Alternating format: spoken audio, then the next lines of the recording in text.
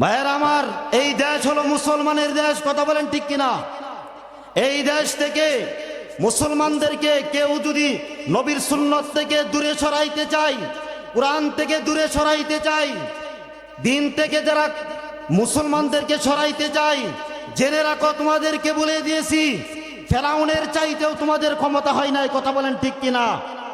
ফেরাউন, নমরুদ, হামান, উতবা, সাইবা, আবু জাহেল, এদের অনেক ক্ষমতা আল্লাহ তাআলা তাদেরকে দিয়েছিল, কিন্তু আল্লাহ তাআলা ফেরাউনের মতো ব্যক্তিকে পানিতে চুবিয়ে ডুবিয়ে তাকে মেরেছেন, কথা বলেন ঠিক কিনা? ভাইয়ের আমার, আমার দেশেও এক ফেরাউন ছিল, আপনারা শুনেছেন, শেখ হাসিনা, কথা বলেন ঠিক কিনা? যেই ফেরাউনিয়া আমার ভাই মুসলমানদেরকে, আলেমদেরকে নির্মমভাবে, ন্যায় বিচারভাবে, অযথায় অন্যায়ভাবে যাদেরকে জেলখানায় আয়না ঘরের ভিতরে ঢুকিয়ে রাখিছিল, কথা বলেন ঠিক কিনা?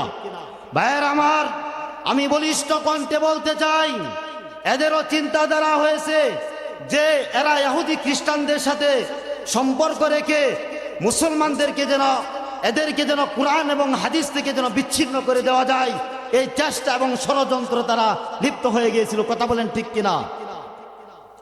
আল্লাহ তাআলা বলেন, অবশ্যই রসুলের মধ্যে রয়েছে তোমাদের জন্য উত্তম আদর্শ। রসুলের মধ্যে রয়েছে তোমাদের জন্য উত্তম আদর্শ। আল্লাহ তাআলা কি বললেন, কথা একটু মনোযোগ দিয়ে শুনেন। রসুলের মধ্যে আমাদের আদর্শ রয়েছে। কি রয়েছে ভাই?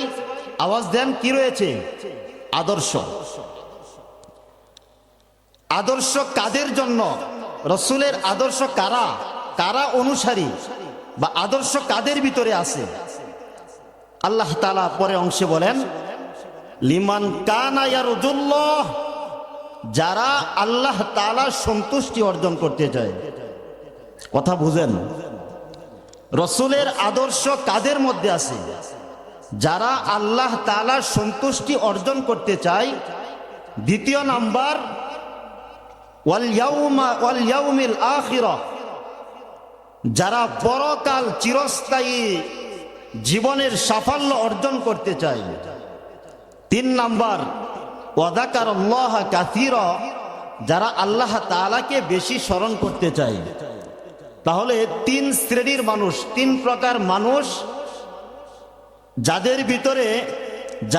যাদের ভিতরে নবীর আদর্শ পাওয়া যায়। আর এই আদর্শগুলো কার মধ্যে পাওয়া যায়? মুমিন, মুসলমান, ইমানদার, মুত্তাকি, পরহেজগার আল্লাহওয়ালাদের মধ্যে এই গুণগুলো পাওয়া যায়, কথা বলেন ঠিক কিনা? এখন কথা হলো ভাই, আয়াতের ভিতরে আল্লাহ তাআলা বলেন উসওয়াতুন হাসানা। কি বলেছেন? লাকাদ কানা লাকুম ফি রাসূলিল্লাহি উসওয়াতুন হাসানা, তোমাদের জন্য রসুলের মধ্যে তোমাদের জন্য উত্তম আদর্শ রয়েছে। ভাইয়ের আমার, কথা হইল আদর্শ কি জিনিস এটা বোঝার দরকার, ঠিক কিনা? আদর্শ কাকে বলে? আদর্শ বলা হয় ওই ব্যক্তিকেই বলা হয় যেই ব্যক্তির কথা এবং কাজের অনুসরণ করা হয়, তাকে আদর্শ বলা হয়।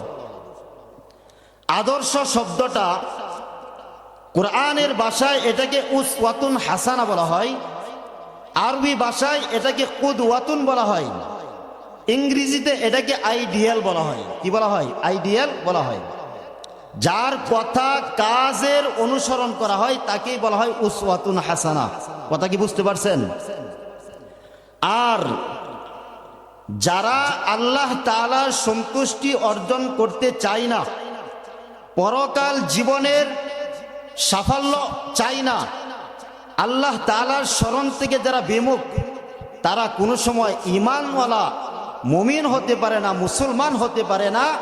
তারা হলো কাফের, বেঈমান, মুশরিক, যারা কুফরি করে, তাদের মধ্যে এই গুণগুলো আছে। কথা বলেন ঠিক কিনা? ভাইয়েরা আমার, আজ গোটা বিশ্বের চতুর্দিকেই আমাদের নবীর আদর্শ নিয়ে মানুষ, ইহুদি খ্রিস্টান বেঈমানেরা সিনেমিনি খেলতেছে। কথা বলেন ঠিক কিনা? মানুষগুলো, ইহুদি খ্রিস্টানদের চিন্তাধারা হলো মুমিন মুসলমান থেকে কিভাবে তাদের নবীজির সুন্নতের আদর্শ, নবীজির সুন্নত থেকে মানুষগুলোকে কিভাবে দূরে সরানো যায়, এটা হলো তাদের চিন্তাধারা। ঠিক তদ্রূপভাবে গোটা বিশ্বের বিভিন্ন দেশের, আমেরিকা বলেন, রাশিয়া বলেন, ফিলিস্তিন বলেন, ভারত, বার্মা, এক কথায় বিভিন্ন দেশের বিভিন্ন মানুষ কোনো সময় এককভাবে, কোনো সময় যৌথভাবে, সকলেই ইহুদি, খ্রিস্টান, বেঈমান, নাসারা, বাতিল পন্থীরা সকলেই এক বাক্য, এক কথাই স্বীকার করে নিয়েছে, সকলে একমত পোষণ করতেছে কিভাবে নবীর উম্মতদেরকে দিন থেকে, কুরআন থেকে, নবীর সুন্নত থেকে তাদেরকে সরানো যায়। কথা বলেন ঠিক কিনা? আরো আওয়াজ দিয়ে বলেন ঠিক কিনা? ভাইয়ের আমার, এই দেশ হলো মুসলমানের দেশ। কথা বলেন ঠিক কিনা? এই দেশ থেকে মুসলমানদেরকে কেউ যদি নবীর সুন্নত থেকে দূরে সরাইতে চায়, কুরআন থেকে দূরে সরাইতে চায়, দিন থেকে যারা মুসলমানদেরকে সরাইতে চায়, জেনে রাখো তোমাদেরকে বলে দিয়েছি, ফেরাউনের চাইতেও তোমাদের ক্ষমতা হয় নাই। কথা বলেন ঠিক কিনা? ফেরাউন, নমরুদ, হামান, উতবা, সাইবা, আবু জাহেল, এদের অনেক ক্ষমতা আল্লাহ তাআলা তাদেরকে দিয়েছিল, কিন্তু আল্লাহ তাআলা ফেরাউনের মতো ব্যক্তিকে পানিতে চুবিয়ে ডুবিয়ে তাকে মেরেছেন। কথা বলেন ঠিক কিনা? ভাইয়ের আমার, আমার দেশেও এক ফেরাউন ছিল, আপনারা শুনেছেন, শেখ হাসিনা। কথা বলেন ঠিক কিনা?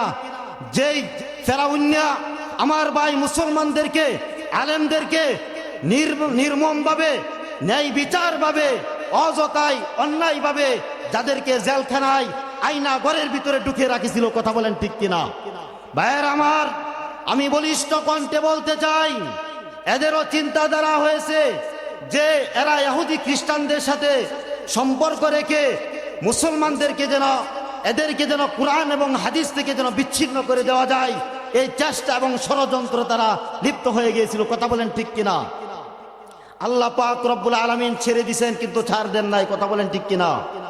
ভাইয়ের আমার, ফেরাউন রে আল্লাহ তাআলা নদীর ভিতরে ডুবিয়ে মারছেন, চুবিয়ে মারছেন, আর শেখ হাসিনা সে উফরে দেয়া, বাতাসের উফরে দিয়ে পালায় গেছে। কথা বলেন ঠিক কিনা? ভাইয়ের আমার, ঠিক তদ্রূপ ভাবে এখান থেকে শিক্ষা নিন। এই শেখ হাসিনার সাথে যত বড় বড় নেতা ছিল, যত বড় বড় কর্মী ছিল, এরা এখন পর্যন্ত এদের মাথার ভিতরে চুল নাই, চুল কেটে দাঁড়িয়েছে, হিন্দুর আকৃতি ধরে এখন তারা ইঁদুরের গর্তের ভিতরে লুকায় আছে। কথা বলেন ঠিক কিনা? ভাইয়ের আমার, পরিণতি খারাপ হয়ে যাবে।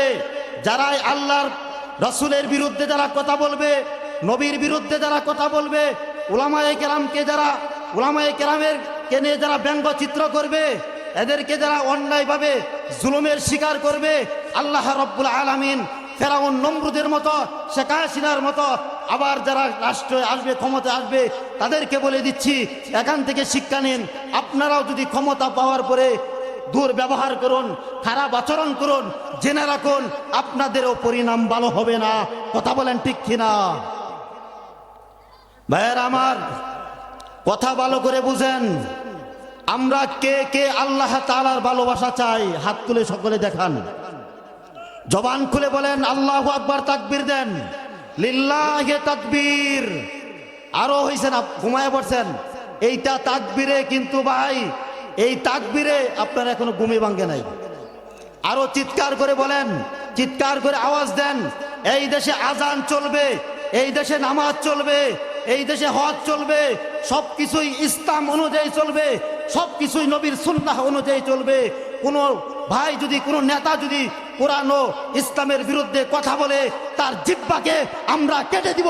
চিৎকার করে বলেন ঠিক কিনা? ভাইয়ের আমার, রাসূলের আদর্শ কার জন্য? আল্লাহ বলতেছেন, হে রাসূল আপনি বলেন। আল্লাহ তাআলা আয়াতে কারিমায় সূরা আহজাবের 21 নম্বর আয়াতে আল্লাহ তাআলা তাকিদ শব্দ ব্যবহার করছেন, গুরুত্ব দিয়েছেন। লাকাদ কানা লাকুম ফি রাসূলিল্লাহি উসওয়াতুন হাসানা। আল্লাহ বলেন, অবশ্যই রাসূলের মধ্যে তোমাদের জন্য আদর্শ রয়েছে। এই আদর্শগুলো কার জন্য? আল্লাহ পরের অংশ বলে দিয়েছেন, লিমান কানা ইয়ারজুল্লাহ, যারা আমি আল্লাহ তাআলাকে সন্তুষ্ট করতে চাই। দ্বিতীয় নাম্বার, যারা পরকাল জীবনের চিরস্থায়ী আখিরাতে যারা সাফল্য চায়, মুক্তি চায়। 3 নাম্বার, যারা আল্লাহ তাআলাকে স্মরণ করে। কথা বলেন ঠিক কিনা? ভাইয়ের আমার, নবীর আদর্শের অর্থ হলো নবীর সুন্নাত। কথা বলেন, নবীর আদর্শের অর্থ কি? নবীর সুন্নাত। ভাইয়ের আমার, আল্লাহ তাআলাকে সন্তুষ্ট করা যাবে না, পরকালে আপনি মুক্তি পাবেন না, আল্লাহকে স্মরণ করতেও পারবেন না, আল্লাহ সন্তুষ্টি অর্জন করতেও পারবেন না যতক্ষণ পর্যন্ত রাসূলুল্লাহ সাল্লাল্লাহু আলাইহি ওয়াসাল্লামের আদর্শ সুন্নাতকে আপনি গ্রহণ না করবেন। কথা বলেন ঠিক কিনা?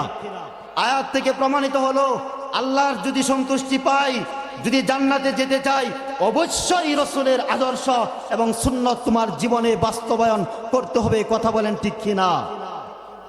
রাসূলের সুন্নাত আদায় পালন করতে গেলে অনেকে আপনাকে ঠাট্টা করবে, অনেকে আপনাকে ব্যঙ্গ করবে। রাসূলের সুন্নাত দাড়ি রাখা আপনাকে অনেকে ব্যঙ্গ করতে পারে। রাসূলের সুন্নাত 3 তরিকায় চুল রাখা আপনাকে ব্যঙ্গ করতে পারে। রাসূলের সুন্নাত লম্বা জামা পরিধান করা, প্রত্যেকটা কাজের ভিতরে রাসূলের সুন্নাত রয়েছে। পা থেকে নিয়ে মাথায় পর্যন্ত রাসূলের সুন্নাত। লম্বা জামা পরিধান করলে এক শ্রেণীর মানুষ আছে যারা মৌলবাদী বলে। কথা বলেন ঠিক কিনা? বুঝতে হবে, এরা হলো ইহুদি খ্রিস্টানদের দালাল। কথা বলেন ঠিক কিনা? ভাইয়ের আমার, ইহুদি খ্রিস্টানরা তারা একমত হয়ে গেছে কিভাবে মুসলমানদেরকে নবীর সুন্নাত থেকে, নবীর আদর্শ থেকে দূরে সরানো যায়। কথা বলেন ঠিক কিনা? আল্লাহ তাআলা সতর্ক করে দিয়েছেন সূরা বাকারার ভিতরে, ওয়ালান তারদা আনকাল ইয়াহুদু ওয়ালান নাসারা হাত্তা তাত্তাবিআ মিল্লাতাহুম।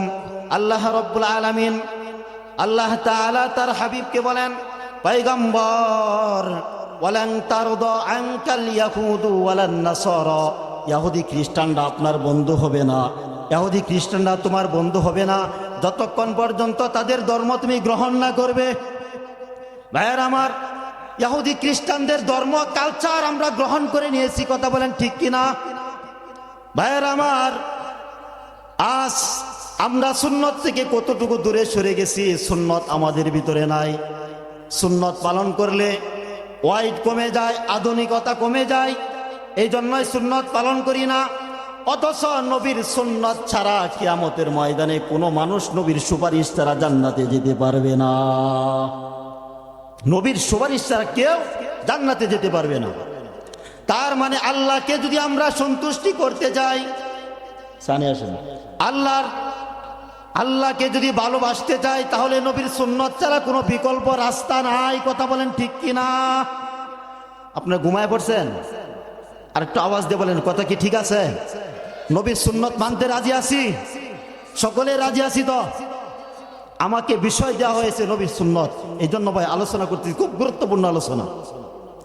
ভাইয়েরা আমার, আল্লাহ তাআলা বলেন সূরা আল ইমরানের 31 নম্বর আয়াত, আল্লাহ সুবহানাহু ওয়া তাআলা পবিত্র কালামুল্লাহ শরীফের ভিতরে বলেন, কুল ইন কুনতুম তুহিব্বুনাল্লাহা ফাত্তাবিউনি ইউহিব্বুকুমুল্লাহ ওয়া ইয়াগফির লাকুম যুনুবাকুম ওয়াল্লাহু গফুরুর রহিম। ভাইয়ের আমার, আল্লাহ তাআলা বলেন, হে পয়গম্বর, আপনি বলে দিন, যদি তোমরা আল্লাহ তাআলার ভালোবাসা চাও, আল্লাহ তাআলাকে যদি ভালোবাসতে চাও, আল্লাহ তাআলা সন্তুষ্টি অর্জন করতে চাও, ফাত্তাবিউনি, তাহলে তোমরা আমি নবীজির অনুসরণ করো। তাহলে কি হবে?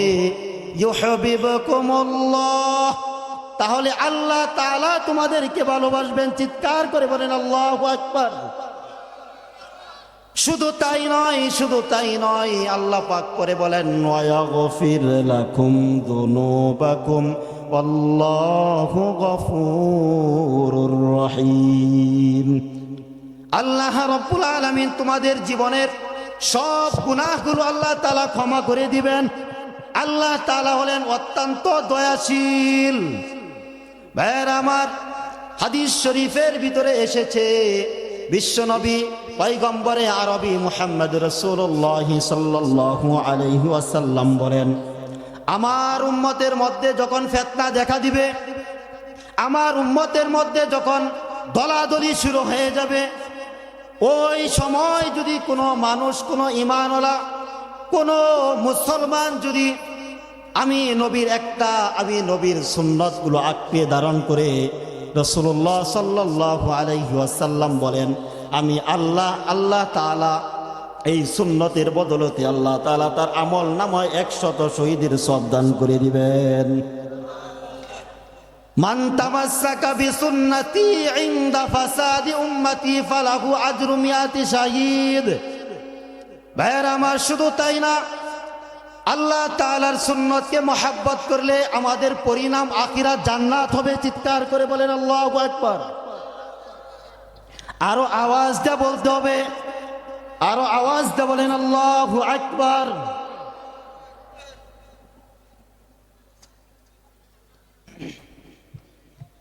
আল্লাহ তাআলার জান্নাত, আমরা কে আছি, কে আছি আল্লাহ জান্নাত চাই? হাত তুলে দেখান। আল্লাহর জান্নাতে যদি যেতে চাই, হাত নামান। আল্লাহ তাআলা বলেন, মান আহাব্বা সুন্নতি ফাকাদ আহাব্বানি ওয়া মান আহাব্বানি কানা মাই ফিল জান্নাহ। আল্লাহ রাসূল সাল্লাল্লাহু আলাইহি ওয়াসাল্লাম বলেন, মান আহাব্বা সুন্নতি, যে ব্যক্তি আমার সুন্নতকে মহব্বত করলো, কি করলো? যে ব্যক্তি আমার সুন্নতকে মহব্বত করলো, মান আহাব্বা সুন্নতি ফাকাদ আহাব্বানি, সে যেন আমি নবীকেই মহব্বত করলো। ওয়ামান আহাব্বানি, আর যেই মুমিন মুসলমানরা আমি নবীকে মহব্বত করলো, রাসূল বলেন ওই মুমিন মুসলমানরা আমার সাথেই তারা জান্নাতে থাকবে। ভাইয়ের আমার, এই জন্য আল্লাহ তাআলা জান্নাতে যাইতে হইলে নবীর সুন্নত ছাড়া কোনো বিকল্প রাস্তা নাই। কথা বলেন ঠিক কিনা? সুন্নত মানতে পালন করতে রাজি আছি তো ইনশাআল্লাহ? ভাইয়ের আমার, দাড়ি রাখা বলেন তো নবীর কি? এই দাড়ির ভিতরে আমরা খুর লাগাই, নবীর শাফায়াত পাওয়া যাবে না। হাদিস শরীফের ভিতরে আসছে, বিশ্ব নবী বলেন, কোন ব্যক্তি যদি দাড়ি রাখতে চায়, তোমরা দাড়িকে লম্বা করো আর মুছকে খাটো করে রাখো। দাড়িকে লম্বা করো, মুছকে খাটো করে রাখো। কোনো ব্যক্তি যদি দাড়ি কামায়, দাড়ির ভিতরে খুর লাগায়, সে কবিরা গুনাহ করলো। প্রত্যেকটা সময়, প্রত্যেকটা সেকেন্ডে তার আমল নামায় কবিরার সওয়াব লেখা, কবিরা গুনার কি কবিরা গুনাহ লেখা হয়। আমল নামায় সেকেন্ডে কবিরা গুনাহ লেখা হয়।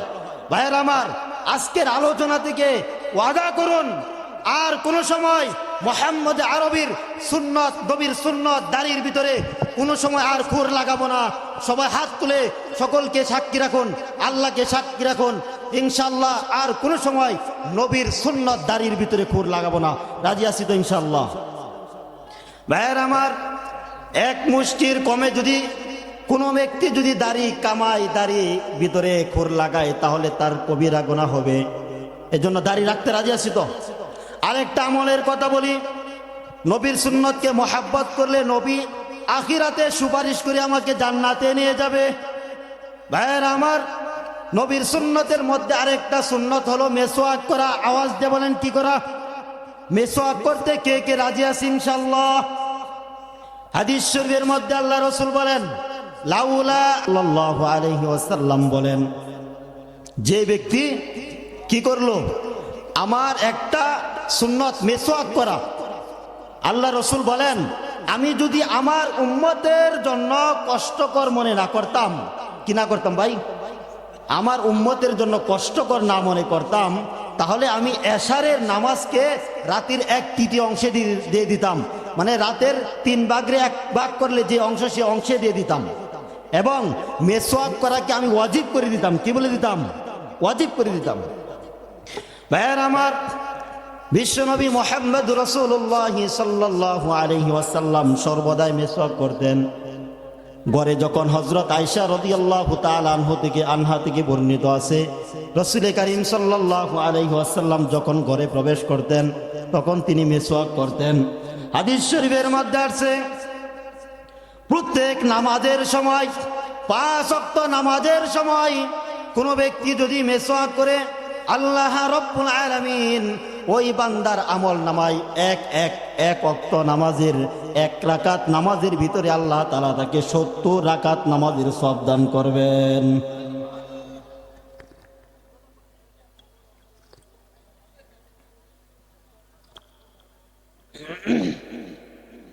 ভাইয়ের আমার, এই জন্য রসুলের একাধিক সুন্নত রয়েছে। এখন আমি তো আপনাদেরকে বললাম যে ভাই সুন্নত সুন্নত সুন্নত অর্থ কি জানার দরকার আছে না? না ভাই, সুন্নত জিনিসটা কি আমি আগেই বলেছিলাম। সূরা আহজাবের 21 নম্বর আয়াতের তাফসিরে বলেছিলাম, এখানে উসওয়াতুন হাসানা বলেছেন আল্লাহ, মানে তোমাদের জন্য রসুলের মধ্যে তোমাদের জন্য উত্তম আদর্শ রয়েছে। কি রয়েছে ভাই? উত্তম আদর্শ রয়েছে। তাহলে এই উত্তম আদর্শ কাদের জন্য? আল্লাহ তাআলা বলেন, যারা আল্লাহ সন্তুষ্টি চায় এবং যারা পরকাল জীবনের নাজাত চায়, মুক্তি চায় এবং আল্লাহ তাআলাকে বেশি বেশি স্মরণ করে।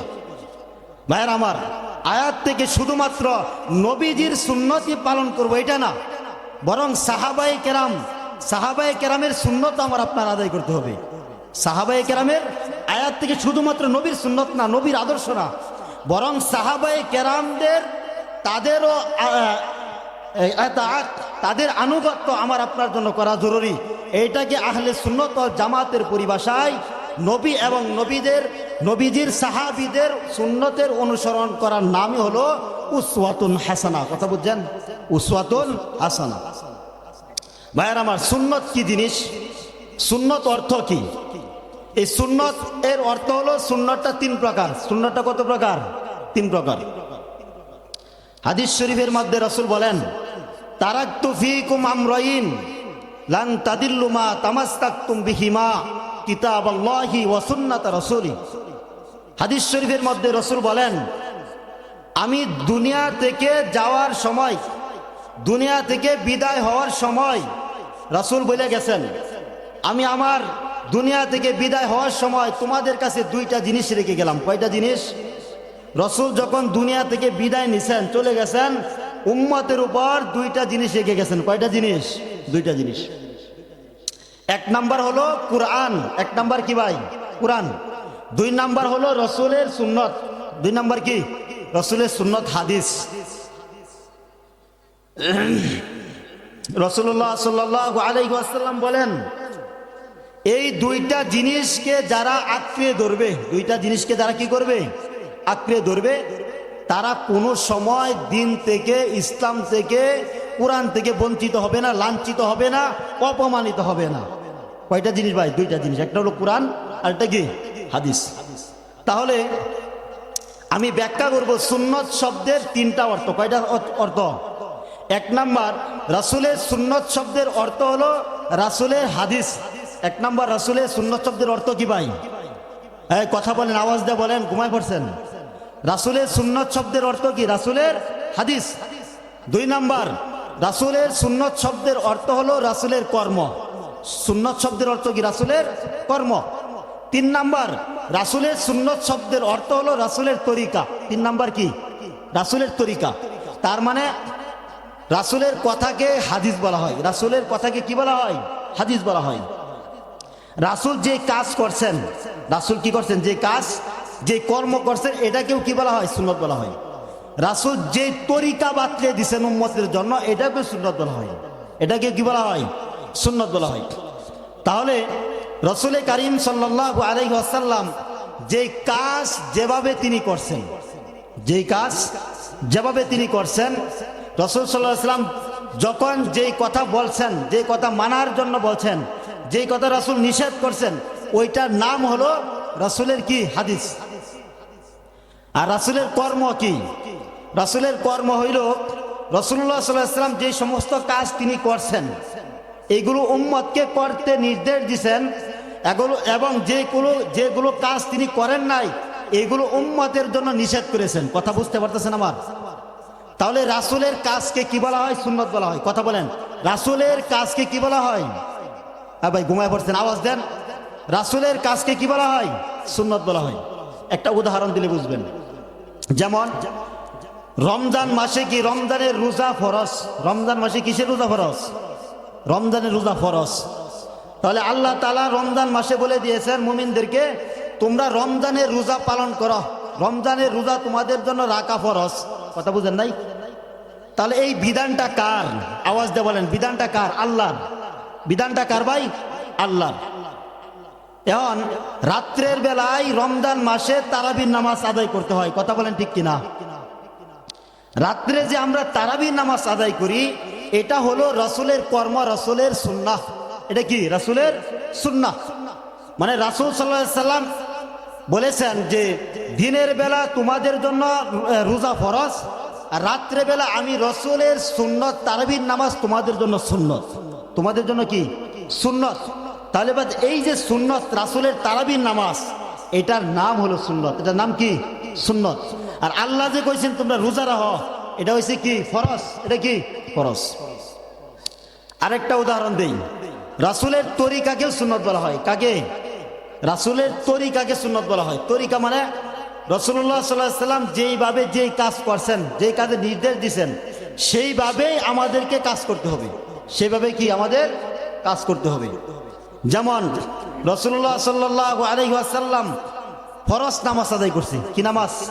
ফরজ নামাজ আদায় করতে গিয়া এখানে রুকু করছেন, সেজদা করছেন, ঠিক না? ফরজ নামাজ আদায় করছে, আবার জানাজার নামাজ আদায় করছে। ফরজ নামাজের ভিতরে সূরা কেরাত লাগে, ঠিক কিনা? ফরজ নামাজের বাদে কি লাগে ভাই? সূরা কেরাত লাগে। কিন্তু নামাজ, জানাজার নামাজের ভিতরে কি সূরা কেরাত লাগে? আপনারা কি সূরা কেরাত পড়েন?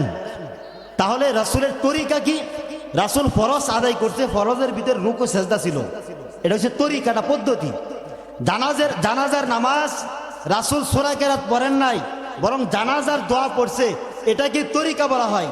এর ব্যতিক্রম যারা করবে, এরা আদর্শ হতে পারে না, নবীর সুন্নতের অনুসারী হতে পারে না, এরা মুমিন হতে পারে না, এরা হলো নবীজির দুশমন। কথা বলেন ঠিক কিনা ভাইয়ের আমার? এই জন্য নবীজির অসংখ্য অগণিত সুন্নত রয়েছে, আমরা সেই সুন্নতগুলো পরিপূর্ণ আদায় করব। বিশেষ করে যখন আমরা মসজিদে প্রবেশ করি, মসজিদে প্রবেশ করার সময় কিন্তু নবীর সুন্নত আছে। ডান পা দিয়ে প্রবেশ করা, দোয়া পড়া, দুরূদ শরীফ পড়া, ইতিকাফের নিয়ত করা, এগুলো হলো মসজিদের সুন্নত। ভাইয়ের আমার, ঠিক তদুরূপভাবে বাথরুমে যখন আমরা প্রবেশ করি, বাথরুমেরও সুন্নত আছে। বাথরুমে ঢোকার সময় দোয়া পড়তে হয়। কি পড়তে হয়? দোয়া পড়তে হয়। এমনকি বাথরুম থেকে বের হওয়ার সময় কি পড়তে হয়? দোয়া পড়তে হয়। আল্লাহুম্মা ইন্নী আউযু বিকা মিনাল খুবুসি ওয়াল খাবায়েস। বাথরুমে প্রবেশ করার দোয়া কি? আল্লাহুম্মা ইন্নী আউযু বিকা মিনাল খুবুসি ওয়াল খাবায়েস। এটা হচ্ছে বাথরুমে প্রবেশ করার দোয়া। এর অর্থ হলো হে আল্লাহ, আমি সমস্ত নাপাকি থেকে, সমস্ত কুকর্ম থেকে, শয়তানের ওয়াসওয়াসা থেকে আপনার কাছে আমি পানা চাচ্ছি, আশ্রয় চাচ্ছি। কোনো ব্যক্তি যদি বাথরুমে প্রবেশ করার সময় যদি দোয়া পড়ে, আল্লাহ তাআলা যতক্ষণ পর্যন্ত ওই ব্যক্তি বাথরুমে থাকবে, ততক্ষণ পর্যন্তই তার আমল নামায় আল্লাহ তাআলা নেকি দান করতে থাকবেন। এই জন্য ভাই, প্রত্যেকটা কাজে, প্রত্যেকটা কর্মে নবীর সুন্নতকে আমরা রঙিন করতে চাই। ইনশাআল্লাহ রাজি আছি না ভাইয়ের আমার? রাস্তায় যখন চলি তখনও নবীর সুন্নত আছে। কথা বলেন ঠিক কিনা? যখন একজন আরেকজনের সাথে যখন সাক্ষাৎ হয়, তখন সালাম দিতে হয়। কি দিতে হয়? সালাম দেওয়াটা কার সুন্নত ভাই? নবীর সুন্নত। এখন আমরা কিছু সংখ্যক মানুষ আছি, সালামের অপেক্ষা করি, দেখি আমাকে সালাম কেউ দেয় কিনা। এটা হয়েছে এক ধরনের অহংকারী। এটা কি ভাই? এক ধরনের অহংকারী। এটা কি? এক ধরনের অহংকারী। নবী করিম সাল্লাল্লাহু আলাইহি ওয়াসাল্লাম তিনি ছোট এবং বড় এটা নির্ণয় করেন নাই, বরং তার সামনে যখনই কোনো মানুষ তার সামনে পড়তো, তখনই তিনি সবার আগে সালাম দিতেন। বুঝেন নাই? হাদিস শরীফের মধ্যে আসছে, পয়গম্বর আরবি বিশ্বনবী মুহাম্মদুর রাসূলুল্লাহ সাল্লাল্লাহু আলাইহি ওয়াসাল্লাম বলেন, যেই সমাজের ভিতরে এক মানুষ, এক মুসলমান আরেক মুসলমানকে সালাম করে সালাম দেয়, যেই সমাজের ভিতরে মানুষ একে অপরকে বেশি বেশি সালাম দেয়, সালাম প্রচার প্রসার করে, ওই সমাজের ভিতরে আল্লাহ তাআলার রহমত নাজিল করতে থাকেন। ভাইয়েরা আমার, আল্লাহ রাসূল বলেন, কোন ব্যক্তি যদি দিন 20 বার সালাম দেয়, কয়বার? 20 বার সালাম দেয়, ওই ব্যক্তি যদি ওই দিন দুনিয়া থেকে ইন্তেকাল করে, রাসূল বলেন এই সালামের কারণে আল্লাহ পাক রব্বুল আলামিন তার জীবনের গুনাহগুলো মাফ করে দেন। ভাইয়েরা আমার, এখন এই সালামকে কতভাবে কত রকমের ব্যঙ্গচিত্র করি, সালাম সহিভাবে বলতে পারি না। অনেকে বলে সালাম আলাইকুম, বুঝেন নাই, মানে তুমি ধ্বংস হয়ে যাও, মইরা যাও। বিশ্বনবী বলেন সালাম অর্থ হলো শান্তি, সালাম অর্থ হলো শান্তি। যেই সমাজে, যে এলাকা, যেই জায়গার ভিতরে অধিক পরিমাণে পরস্পর সালামের প্রচার হবে, বিশ্বনবী বলেন সালাম শব্দের অর্থ হলো শান্তি। আল্লাহ পাক রব্বুল আলামিন ওই সমাজের ভিতরে, ওই এলাকাত আল্লাহ তাআলা শান্তি বর্ষণ করবেন, শান্তি বর্ষণ করতে থাকবেন। কি শান্তি? এই জন্য ভাইরা আমার, আজ থেকে ওয়াদা করে নেই, আজ থেকে প্রতিজ্ঞা করে নেই, আমরা একটা নবীর সুন্নতকে বাস্তবায়ন করব। মৃত্যুর আগ পর্যন্ত একটা সুন্নতকে ধরে রাখবো, সুন্নতগুলো নবীজির পালন করব, ধরে রাখবো। এর ভিতরে একটা হলো সালাম, তার সাথে সাক্ষাৎ হবে। সালামের আওয়াজ হযরত আদম থেকে শুরু হয়ে গেছে, হযরত আদম থেকে আসছে। এই জন্য ভাই, নবীজির অসংখ্য সুন্নত আছে। মেসওয়াক করা সুন্নত। এই জন্য কোনো মানুষ যদি চায় আমি সর্বদাই 5 ওয়াক্ত নামাজের আগে আমি মেসওয়াক করব, আল্লাহ সন্তুষ্টির জন্য, নবীজির ভালোবাসা, নবীজির সুন্নতের আশায় আমি মেসওয়াক করব। হাদিস শরীফের মধ্যে আছে, কোন ব্যক্তি যদি রাসূল আল্লাহকে খুশি করার জন্য নবীর একটা সুন্নতকে মহাব্বত করে জিন্দা করতে পারে, রাসূল করিম সাল্লাল্লাহু আলাইহি ওয়াসাল্লাম বলেন এই একটা মেসওয়াক করার কারণে, এই মেসওয়াকের সুন্নতটা নিয়মিতভাবে পালন করার কারণে ওই ব্যক্তিটা ঈমানের সাথে মৃত্যুবরণ হবে। যারা নিয়মিত মেসওয়াক করে আল্লাহকে সন্তুষ্ট করার জন্য, নবীর সুন্নতকে প্রতিষ্ঠিত করার জন্য, এই মেসওয়াক করার কারণে, মেসওয়াক করে যদি এই আমল জারি রেখে যদি সে ইন্তেকাল করে, এর বদলতে আল্লাহ তাআলা তাকে ঈমানী মৃত্যু দান করেন। সুবহানাল্লাহ।